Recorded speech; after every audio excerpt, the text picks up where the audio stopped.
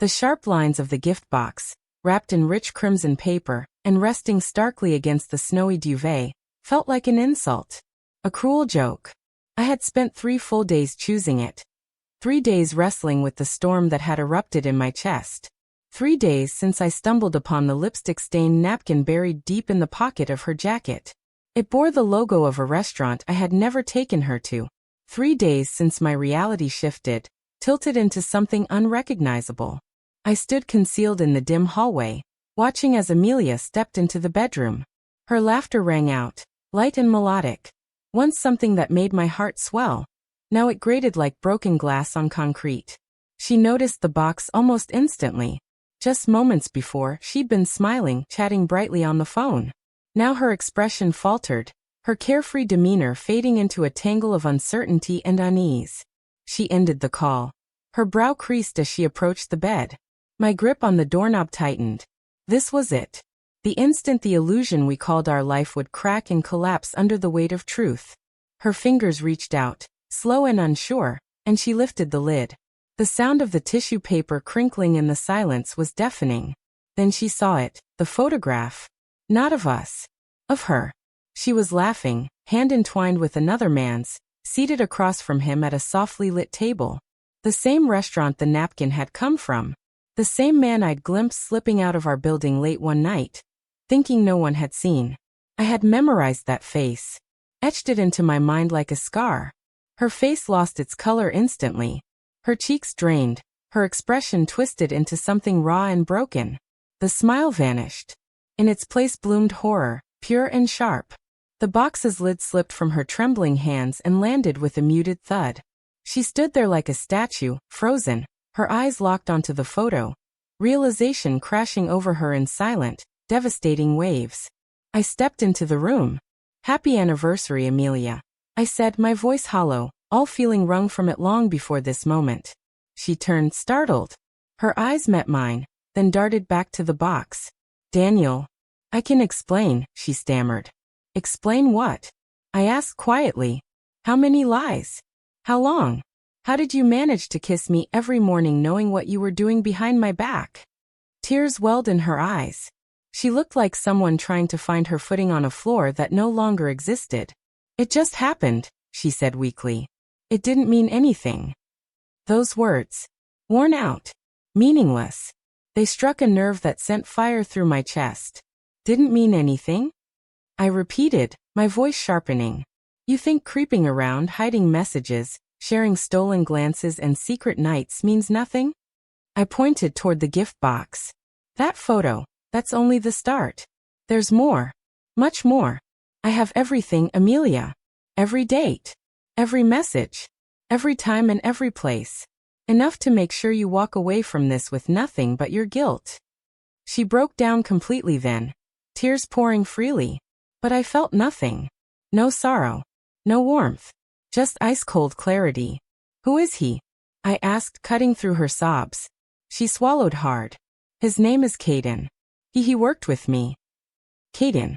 That name burned into my thoughts like acid. 2 days later, I walked through the revolving doors of a sleek office tower, the same building where they both worked. I'd replayed this scene endlessly, scripting my words, picturing his face. It didn't take long to spot him. Leaning casually near a water cooler, laughing with co-workers. The same relaxed laugh I'd heard through Amelia's phone. The same laugh I'd once heard outside my bedroom window, never realizing the truth it carried. I approached him slowly, deliberately, each step echoing with the weight of what he had done. The moment he recognized me, the smirk on his face vanished. His features drained of color, mirroring the stunned expression Amelia had worn when she opened the box. "You're Caden, right?" I asked, my tone calm and steady. He hesitated, then nodded, his gaze shifting uneasily. "Yes, who are you?" "I'm Daniel," I replied. "Amelia's husband." The name lingered between us, thick with implication.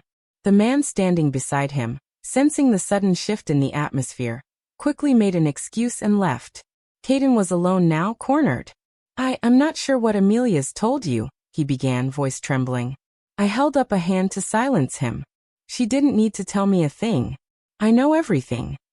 From my briefcase, I pulled out a stack of documents, Photographs, messages, call logs, timestamps.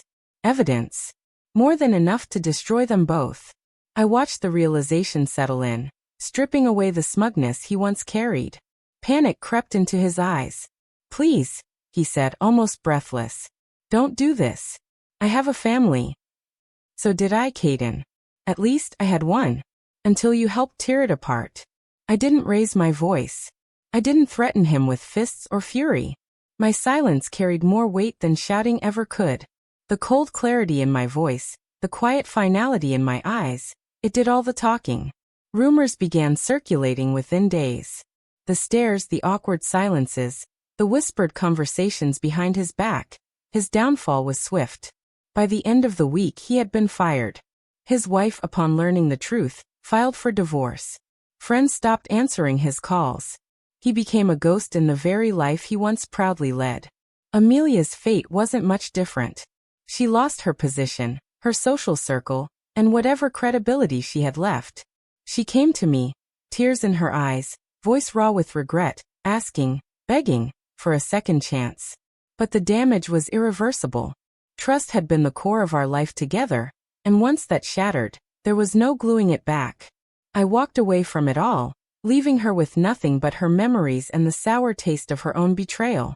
It was never about vengeance. I didn't want to ruin lives for the sake of my pride. What I wanted, what I needed, was to take back control. To reclaim what had been stolen from me. My peace, my dignity, my future. The path wasn't easy. There were nights I couldn't sleep, mornings I didn't want to get out of bed. But little by little, I began to mend. Brick by painful brick, I rebuilt the life they tried to burn down. The wounds they left behind turned to scars, permanent but no longer bleeding. They reminded me of how far I had come, and how much strength I had found in the ashes. I never saw Caden or Amelia again. I didn't need to. In the end, I left them with something far more lasting than any physical punishment. I gave them the truth. And truth, as the saying goes, sets you free. It set me free.